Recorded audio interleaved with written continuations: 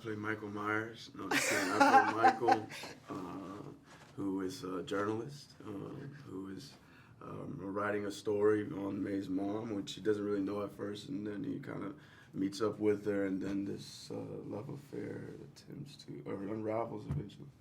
And I play May, whose mother is the subject of his story. She had a distant relationship with her mother, who's recently passed, and she finds a photograph that explains her mother's own past decisions while simultaneously getting to know this fine gentleman of a journalist. Talk about fine. You guys have this like beautiful nugget of romance landing in theaters on Valentine's Day. What are you most excited for audiences to experience? I think just a beautiful love story. I think, you know, a black love story specifically, we've been missing that for a while, as such, without the elements of like horror or the thriller element or all these other things. I think it's just a pure love story.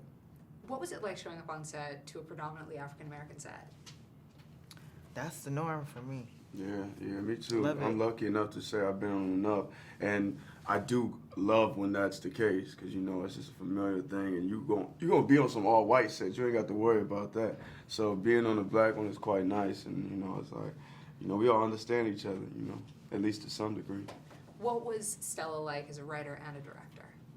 Stella's phenomenal. You can tell she has so much fun doing what she does, and she is very particular, very specific in a way that I think is her strength, is just knowing the story and the world that she wants to create. And I think that, you know, it was so much fun to work with her and eye-opening. You guys have New York and New Orleans in this movie, both places that have had crazy, devastating hurricanes, and yet you guys took a hurricane and you made it real sensual. Can you tell me a little bit more about shooting those scenes and also what that was like? It was exciting. It was cool.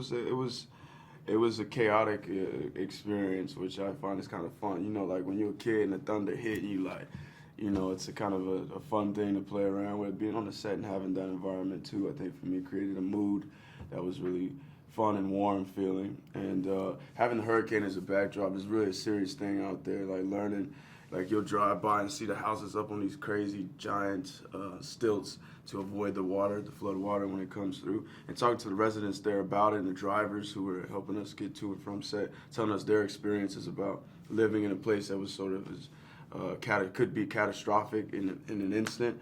It just felt like, damn, we were, you know, there for, it felt cool to bring a story to life that come out of a place that's been through so much. And still at the end of the day, people still in the streets playing music, feeling good, still falling in love. So it was dope.